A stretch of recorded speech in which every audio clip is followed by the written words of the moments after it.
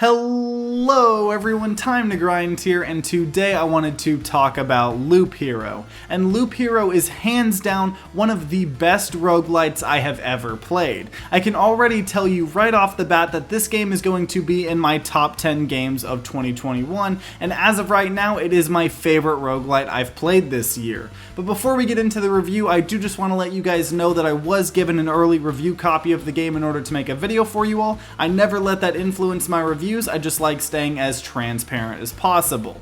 So Loop Hero starts out with a character known as the Lich pretty much just deleting everything in existence. That includes the world, all the people, the animals, even things like thoughts and memories, but somehow you survived and your goal is to bring everything back. And so each run you start automatically walking around on a loop, and every time you get to an enemy you automatically start fighting them. So it's kind of like what you would expect from an auto battler, and you might think it's pretty basic or you might be turned off because it's an auto battler, but whenever you kill enemies you get new loot like new weapons, rings, shields, armor, and more that will give you stat increases and kind of allow you to start trying to go for certain builds or strategies like getting a ton of lifesteal or maybe a ton of evasion. On top of that, whenever you kill enemies they have a chance of dropping cards that are in your starting deck, and these allow you to start rebuilding the world and everything in it. So some of the cards you get you'll place directly on the loop or right next to it, and it'll actually like spawn more enemies on the loop every time a new day passes. And you might be wondering why you would want to make the game harder for yourself, and that's because the more enemies you fight,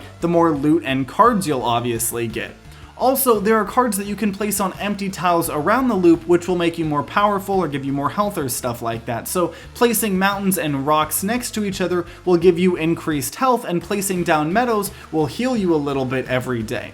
And the more things you start placing down in the world, the further the boss progress bar will advance, and once it reaches to the end of its bar, the final boss spawns. And so the game keeps getting harder and harder each time you go around the loop a full time, but the loot you get keeps getting better and better as well. So your goal is either to make it to the boss and be able to kill them, or get as many resources as you can and escape. And so almost everything you do in the game gives you different resources. The cards you play like mountains give you pebbles that turn into rocks, the meadows will give you some wood, the items you get if you don't equip them and you run out of room they get broken down into materials, the actual things you put on the loop directly when you walk through them they'll give you materials depending on what you put on them, and there's just a ton more ways to get these resources. And you use all of these resources to build up a little camp of survivors that you end up finding that ends up being the main progression in the game.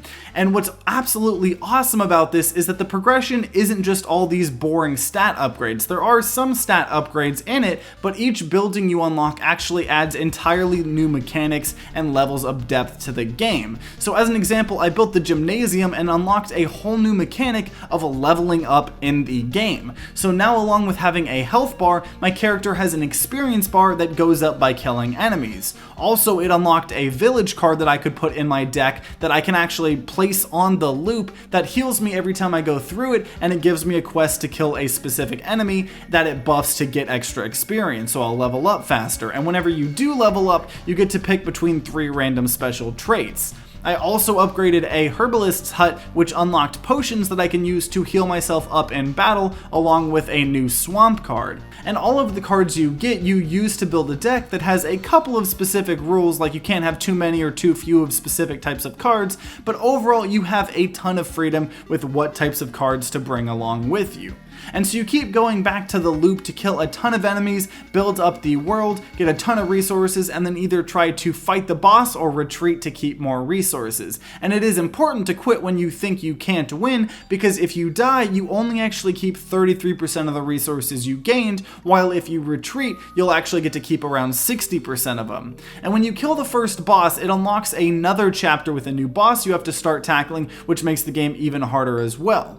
There's even unlockable classes in the game as well, which is really awesome. And there is so much content in this game and so many hours of replayability that I'm gonna be honest, I haven't even scratched the surface of what I'm assuming is in this game, you know, even though I've put several hours in it, and that is absolutely a good thing. I'm definitely going to be spending hundreds of hours in this game, honestly, because it just has such a satisfying gameplay loop.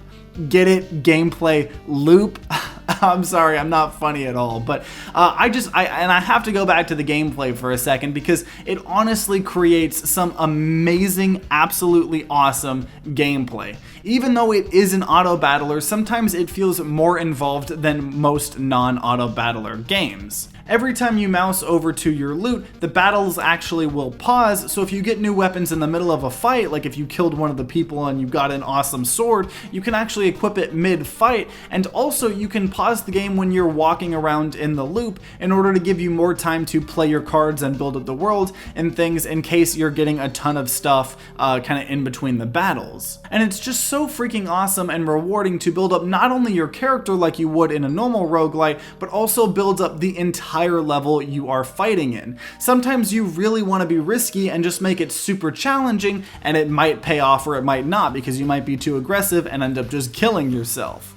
And there is also so many unique cards that open up a ton of opportunity for some crazy strategies. One example is there's a card called Blood Grove that can be placed next to a grove or a forest thing, but it'll automatically kill any enemy that's below like 15% health. So a couple of times I would try to stack as many of them as I could on like a corner of the loop and then place a ton of enemies on that corner. So I would make it just a really hard corner that would normally maybe actually kill me, but then make it a lot easier by having a ton of those blood groves. There's just so much depth to the game, and I know I haven't even gotten a ton of probably what there is late game, especially with all of the progression. The art style and soundtrack are absolutely amazing as well. It has an awesome pixel art style with some banger music that just feels super retro, and it makes the auto battlers extremely hype, honestly. And also going back to the progression, because of how involved each thing in the progression is in terms of giving you new cards, new mechanics, new classes, and more, it honestly is some of the best progression in a roguelite I have ever seen. Going along with that, I honestly think Loop Hero is one of my favorite roguelites I have ever played. It truly creates an extremely unique experience that I can confidently say I'm going to be dropping hundreds of hours in. So if you are even remotely into roguelites, especially auto battlers or deck builders, I would say this is a 100% must buy. But if you have played Loop Hero or just from watching gameplay, I would love to hear your guys' thoughts in the comments down below. Also, I am currently making a Let's Play series for Loop Hero, so definitely check that out if you want to see more gameplay. I would highly recommend it. And if you enjoy roguelites as much as I do, then consider subscribing and ringing that bell like all the big boy YouTubers say to see more reviews and Let's Plays in the future, especially on roguelites. But if you're going to be grinding out some games of Loop Hero, then I wish you luck and see you all next time.